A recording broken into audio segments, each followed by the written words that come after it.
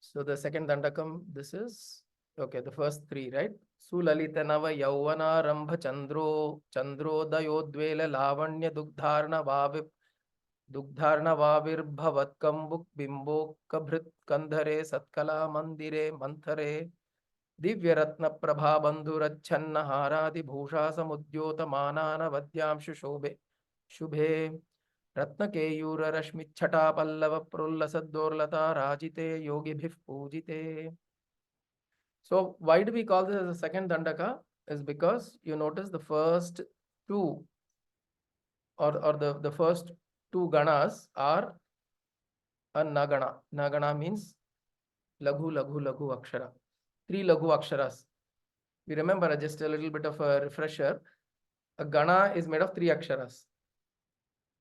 And the different combinations create different kinds of ganas, nagana, ragana, chagana, magana, and all that. So here a nagana is defined by a gana or a set of aksharas that are formed by three small aksharas, laghu akshara, small pronunciations, or not the long ones, small ones. Laghu, the opposite is guru. So here you see sulalita, sulalitanava. These are all short, small laghu aksharas. So it's starting with two naganas. Same as the first dandaka. How did it start? Jaya Janani Su. Jaya Janani Sudha Samudranta Rudyanmani Dvipa. Right? So that's how it started. So Jaya Janani Su. So Jaya Ja, small laghu aksharas. Nani Su, laghu aksharas. And then everything after that are what is called as Ragana. Ragana is Guru, Laghu, Guru. Yau, Va, Na. This is Guru. This is Laghu. Va is Laghu. And this is Na. Raghu, Laghu. I suddenly said Raghu. No, Singaporean say it that way. Well,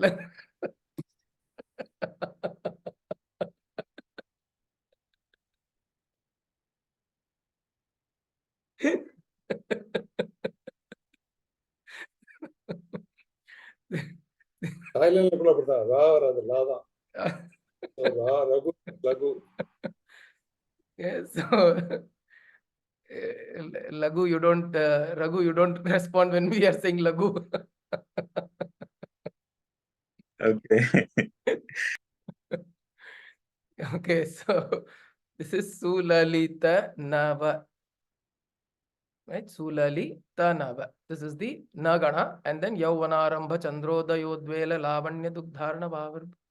So this goes on as Ragana, Ragana, Ragana, Ragana, Ragana. So that is why this is a new Dandaka. This is the start of a new Dandaka. Okay. Now what is, now he is moving on. If you see, till the last one, where was he placed? At the mouth area, right? Bimbadhare, Pakva Bimbadhare. So Adhara, he was at the Adhara, which is the lips and the teeth, Dantavali and Shonadhare. And then now he is moving down to the throat, Kambukanthi. This is called, the Kandhara is the throat or the neck. Specifically, Kandhara means neck. Kambu means conch. Okay, so what it means here, it means the neck looks like the conch. Kambu bimboka bhrit. Bimboka means it carries the image of, bimba means the image or reflection, right? Bimba, pratibimba. It means it's the reflection or the image. It carries the image of bimba. Okay, it bears the image of Kambu. What carries that? The Kandhara, the neck. Bimbokabhrit. Bimbokabhrit means the image that is carried of the kambu. Who carries the image of the kambu? Or who carries the image of the conch? Conch, kambu means conch. Who carries the image? The kandhara. So the neck looks like a conch. Again, Lalita Sahasranama also makes this mention, right? Kambu kanthi. There is a term called kambu kanthi there. Those who can remember that verse, you can say that. The first few verses itself it appears. So kambu kantha means kambu is conch. Conch is the shanka that we used to blow, right? And kantha is the throat. So the throat is like a conch, which means it's so beautiful. The shape, if you've seen the shape of the conch, it's a very beautiful shape, right? It's a very curved and a beautiful shape. So what Kalidas is saying is, when I look at Devi's neck, it looks beautiful like a conch. Okay. Shank, the shank. And where is this conch coming from? Dugdharnavar avirbhut, avirbhavat. Dugdha arnava avirbhavat. It is avirbhavi. Avirbhava means to rise or to appear. Avirbhavati means to appear or to rise or emerge. Avirbhavati means to emerge. From where? Dugdha arnava. Arnava means ocean. Dugdha is milk. So it rises from a milky ocean, which is why it looks so beautiful, white. The conches generally look white in color, right? Milky white. Dugdharnava virbhavat. So it is rising from there. And it is beautiful. The color is as beautiful as the lavanya. The word we saw lavanya earlier also. The lavanya means beauty. What is the beauty of this conch which is emerged from the milky ocean? Chandrodayodvela. Chandrodaya,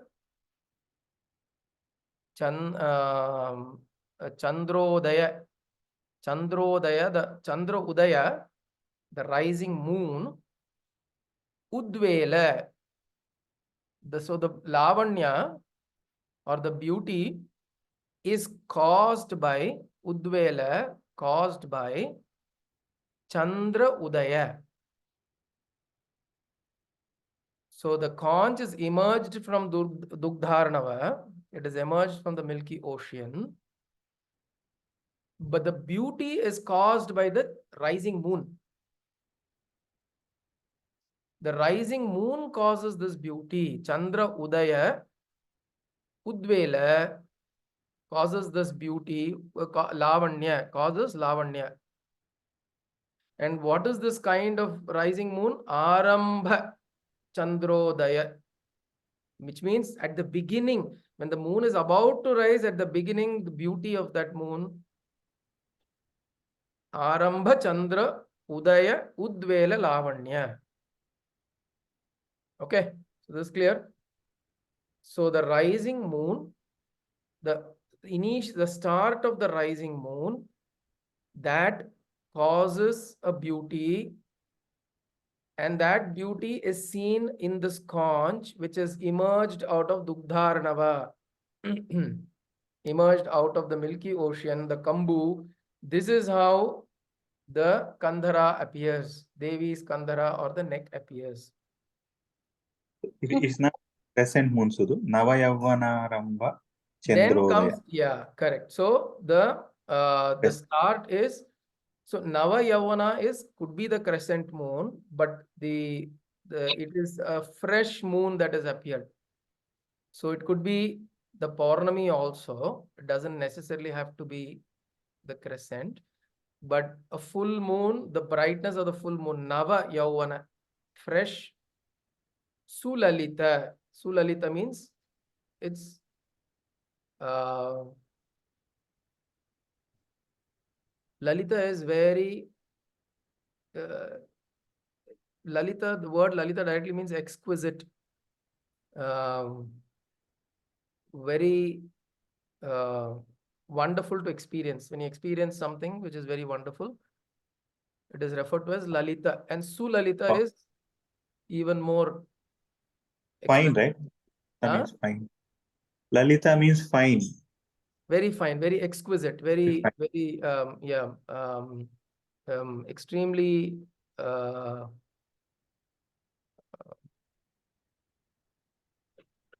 is a very beautiful. Tender. Huh? Tender. Sorry, ma? Tender. Tender. Tender. Tender. Yeah. Komala. Yeah, we could say tender also. True. So it is a combination. So something which makes you feel very beautiful. The feeling of beauty comes through Lalita. Even that is why Devi is called Lalita Tripura Sundari. The Lalita term indicates a very gentle, tender, a refined kind of beauty. Sulalita, very beautiful. It's just an adjective. Sulalita, Nava Yauvanarambha. So Nava Yauvanarambha, Nava Yauvana means it is the new young. Young means fresh. Okay. Nava Yauvanarambha Chandra Udaya Udvela. This Chandra Udaya, the Nava Yauvanarambha moon that is rising. Because of that, there is a beauty that's caused Lavanya, Udvela Lavanya. That beauty is attributed to the Kambu. And where did this Kambu come from? Dugdharnava Avirbhut, Avirbhavat. It has come from the Milky Ocean because conch comes from the ocean anyways. The sea, it's essentially the shell that forms into the shape of a conch, right? So it comes from the Milky Ocean, and Bimbo Kabrit, it is, and it at this particular conch is the form of Devi's neck, Kandhare. Satkala Mandire Manthare. Satkala Mandire means, oh mother, you are the storehouse. Mandira means a storehouse or a place where something resides. Can also be referred to as Mandira. So she is the Mandira or the storehouse or the altar. Mandira can also be referred to as altar. Satkala, all forms of art, all refined forms of art. Satkala Mandire. Manthare. Manthare means one who has a very slow gait. Gait means her movement is very slow. Paraparaparan panna mata. She doesn't move rapidly. She moves very gently. Manthare. In fact, the gait of Devi is compared to the gait or the movement of a swan. The way the swan moves very gently. It may be paddling very fast under the water, but that is not seen on the surface. It moves very gently, just floats like that, right? So like that, Devi's movement is compared to that kind of movement, very gentle movement. But to maintain that gentle movement, she may have to be doing extreme activities.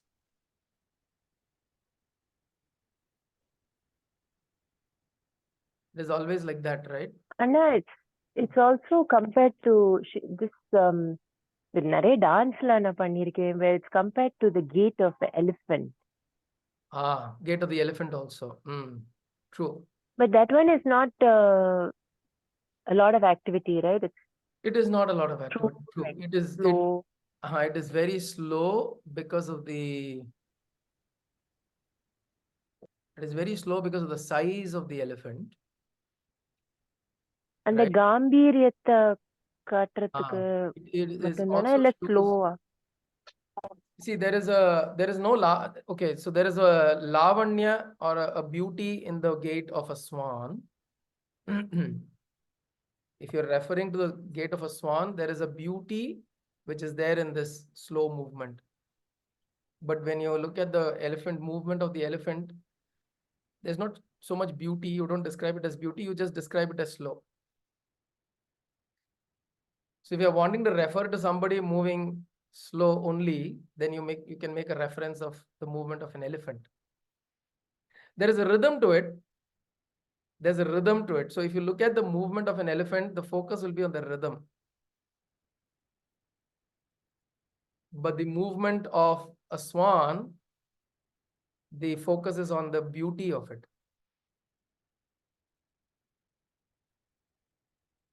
Something to just maybe think about. See, if you look at both of them move slow. Both of them mean slow.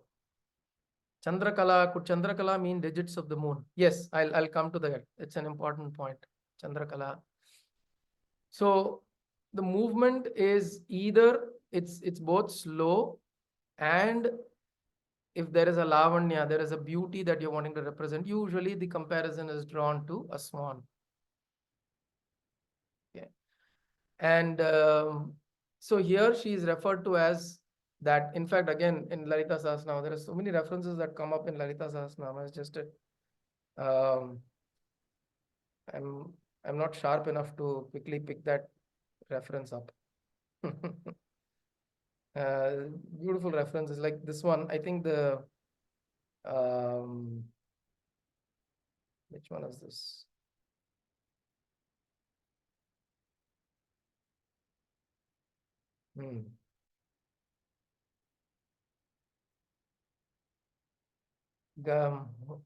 Mandagamani. Madalasa Manjula வாக்குலசான்னு சொல்லறதா? Not that. Madalasa. Madalasa is different. She is intoxicated. That movement is out of intoxication.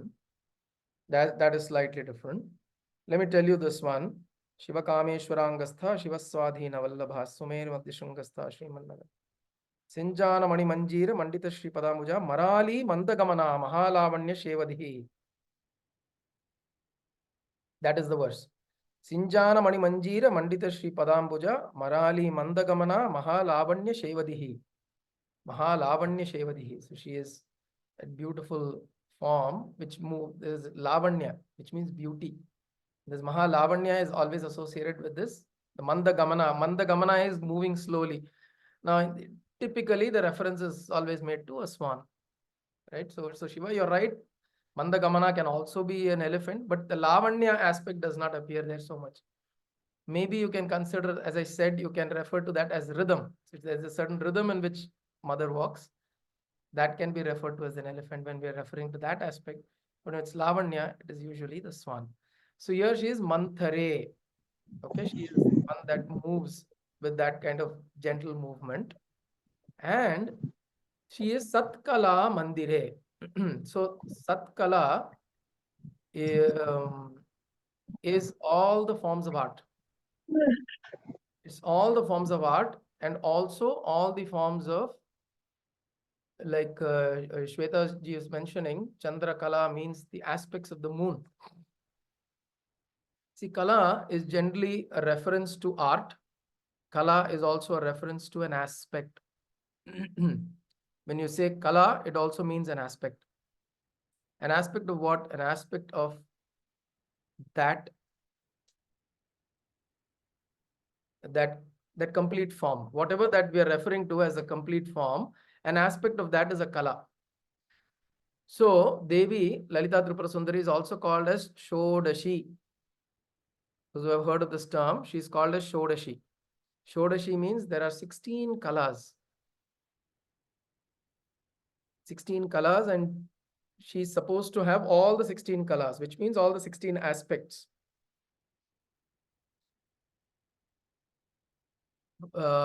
Krishna is called as a Purnavatara. Correct? Krishna is referred to as a Purnavatara. Rama is not a Purnavatara. Rama is a Purushottama, but he is not a Purnavatara. But Krishna is a Purnavatara. So the difference that is described is of the 16 kalas, of the 16 aspects of the divinity. If you break it down into separate aspects, usually considered as 16, Krishna exhibited all the 16 aspects, all the 16 kalas. Rama only exhibited 12. The kalas of divinity he did not exhibit, because the whole process there was to represent this as a human form and do everything as human as possible, right? But Krishna was clear, the avatara itself was clear to express all the forms of all the aspects of divinity through this form. So that way Krishna is also Shodasha Kala. He is also Shodasha. Now, what is the 16? If you break, there is a very close relationship between the 16 here and the moon, Chandrakala. Moon is said to have 15 kalas or 15 aspects or 15 phases of the moon. Correct? So if you start with Prathama, Dvitiya, Tritiya, Chaturthi, Panchami, Shashti, Saptami, Ashtami, Navami, Dashami, Ekadashi, Dwadashi, Trayodashi, Chaturdashi, Paurnami. So if you're starting with Amavasya, it goes to Paurnami. And then from that back all the way to Amavasya. There are 15 kalas, right? There are Devis or deities assigned to each of these kalas called Nitya Kala Devi. They're called as Nitya Kala Devis, mean there are energy forms or energy forms of Devi that are associated to each of these kalas. And if you are able to invoke those Nitya Kala on the particular day, like for example, on the third day, you invoke the Nitya Kala of the third day, Devi, Nitya Kala Devi of the third day, then that energy's blessings or that energy's benefits that you need to receive, you can receive. Later, I can share with you the names of the different Nitya Kala Devis. There are names to each of these Devis. There are 15 of them. And the 16th one is Shodashi.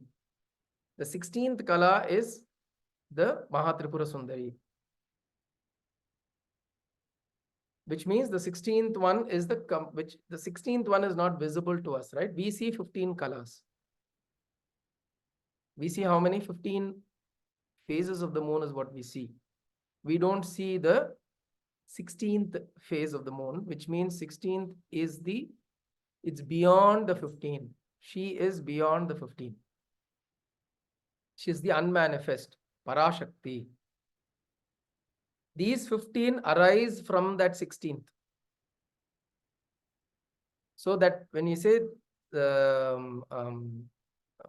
Chandra Kala or Chandra or Satkala here, there's a reference to Chandra, Chandro Udvaya, Chandra Udaya, which means the rising of the moon, and also Satkala, all the Kalas, which means Devi in her form is a combination or an amalgamation of all the aspects. So she contains all the aspects that are aspects of manifestation. Okay, so there are different manifestations, right? Different forms of manifestation that one can think of, and then they have broadly classified it into 16.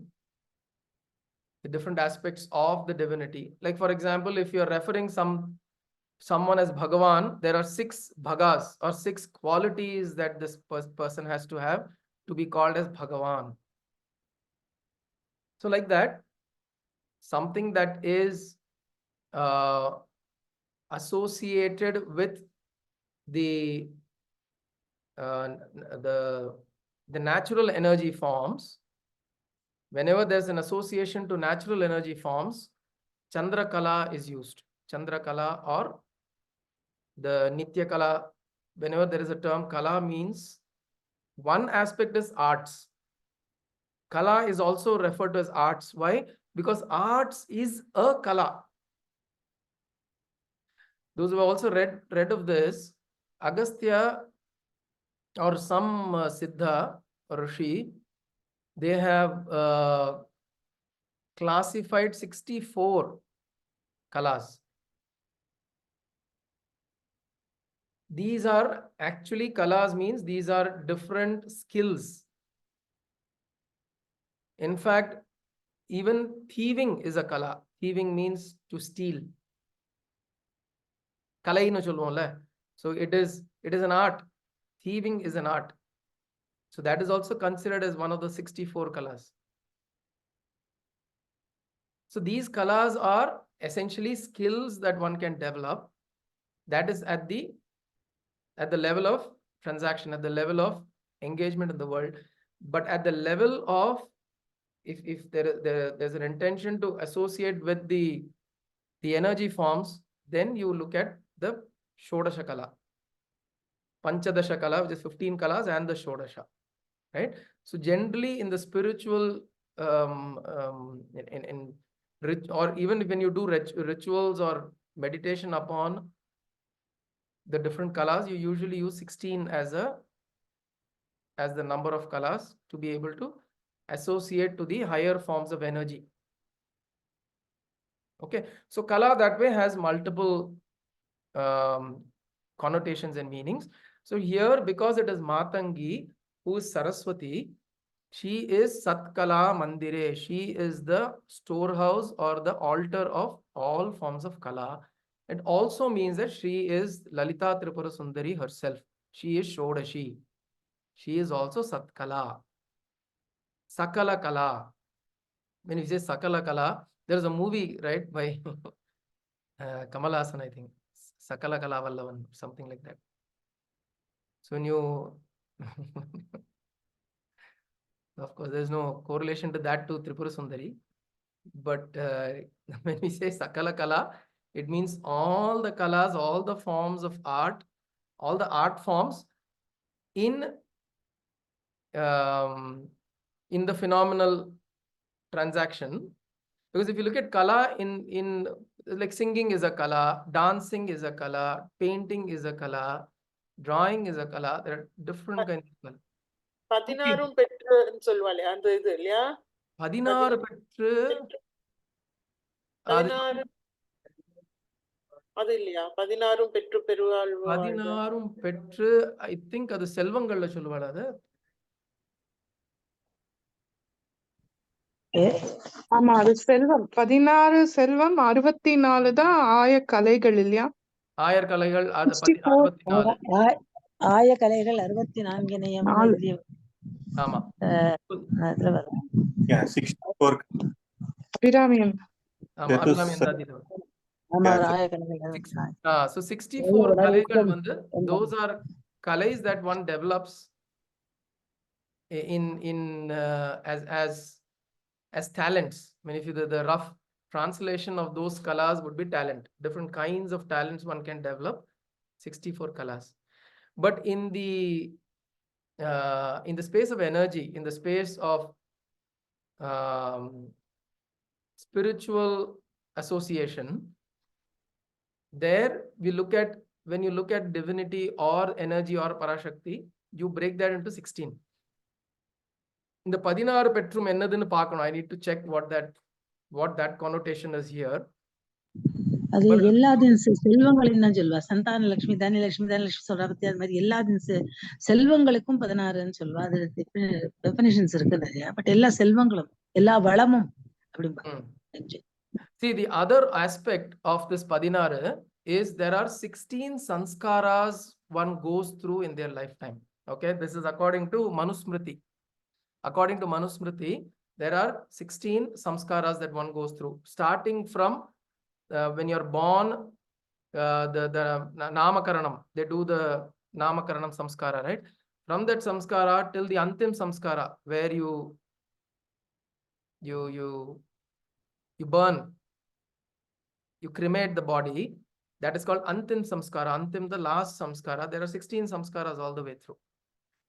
So if one has been able to obtain all the 16 Samskaras, then one has lived a fulfilled life. So it could also mean that Padinaru Petru, which means could mean that all the 16 that you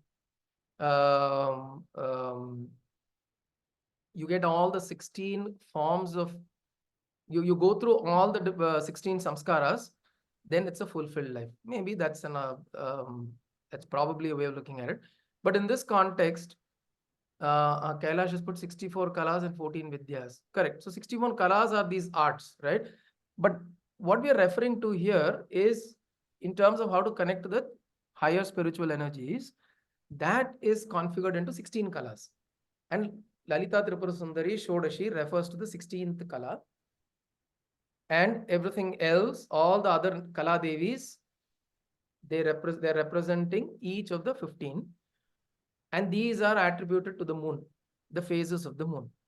Which means in our life, every day we go through from Amavasya to Purnami, from Purnami to Amavasya, we go through the life cycle, a full Purna life cycle that we go, which means every 2 weeks can be considered as a mandala.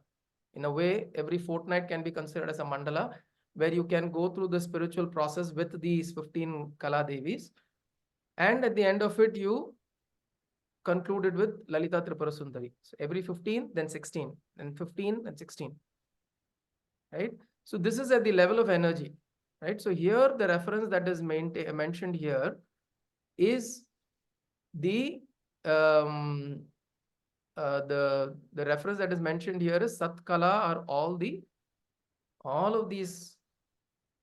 She is the storehouse of all the forms of arts, which is the 64 kalas. But she is also the Shodasha Kala, which means she is also Lalita Mahatripura Sundari.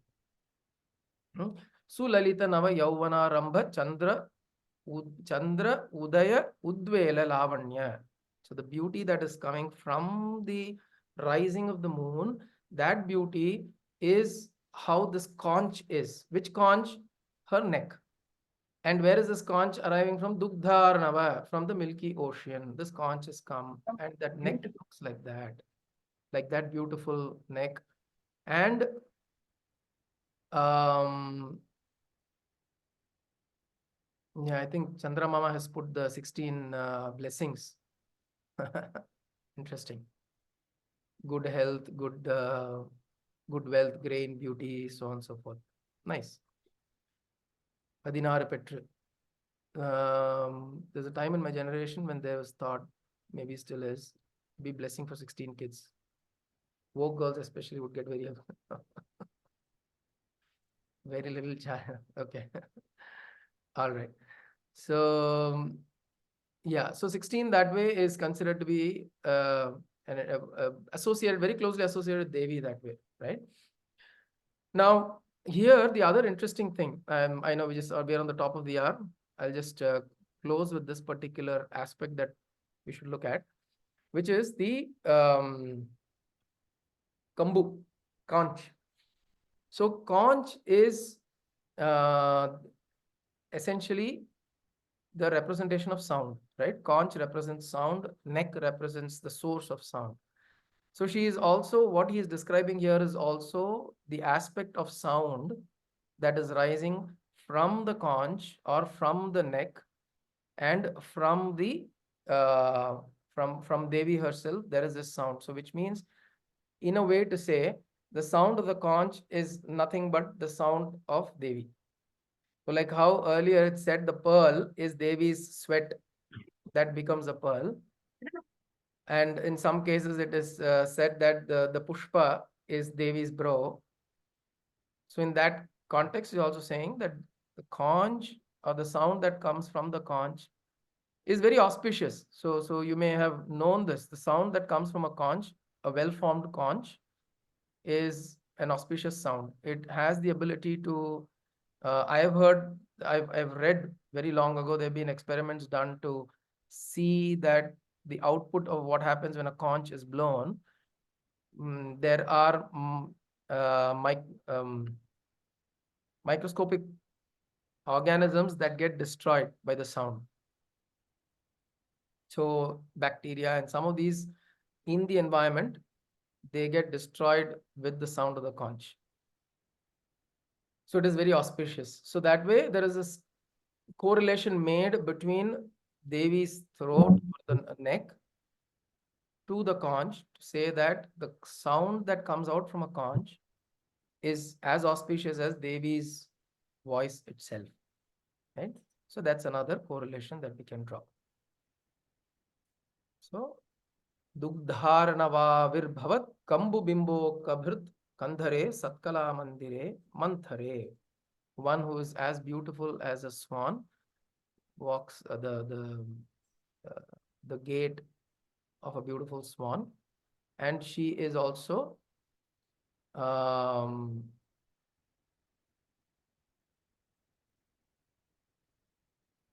that is so there are multiple things presented here, right? One is the Chandra with the kalas, the Chandra kalas, and then the sound, which is the conch, the kambu, and her movement,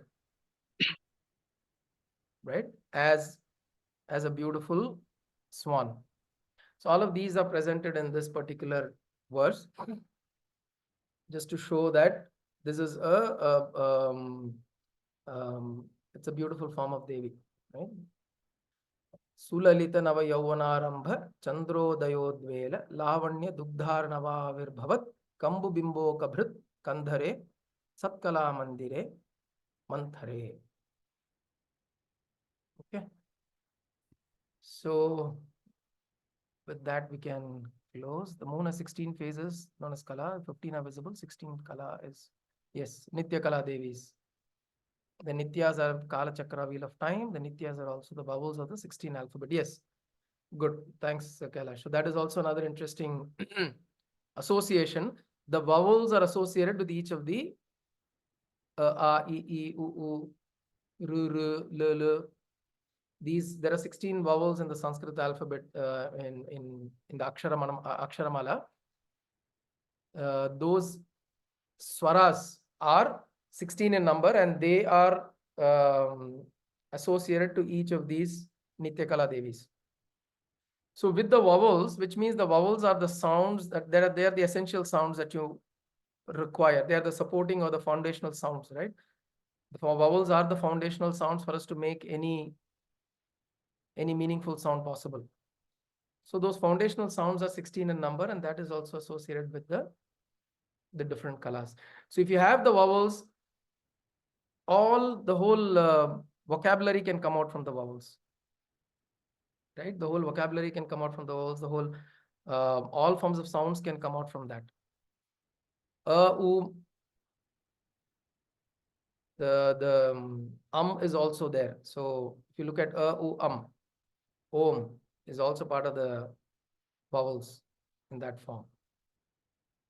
And then all of this sound also comes from om, right? All forms of sound comes from this. So essentially all of these are kind of related. Just to understand that although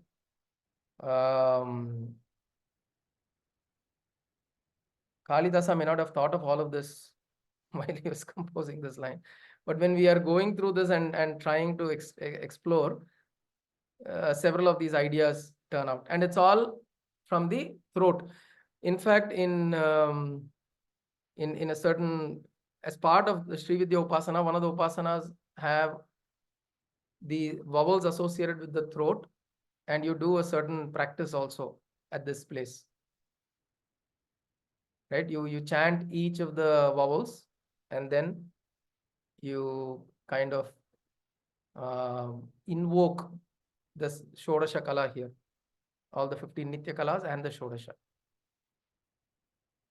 And that this is the whole conversation is here about the throat, right? So that is this particular verse. Okay. So we'll close here today. Om Kayena Vacha Manasendriyerva Buddhyatmana Va Prakrite Svabhavat Karomi Yatyat Sakalam Parasmai Narayanayeti Samarpayami Sadashivayeti Samarpayami Jagadambikaye iti Samarpayami Sadgurunathayeti Samarpayami Hari ओम तत्सद्गुरुभ्यो नमः।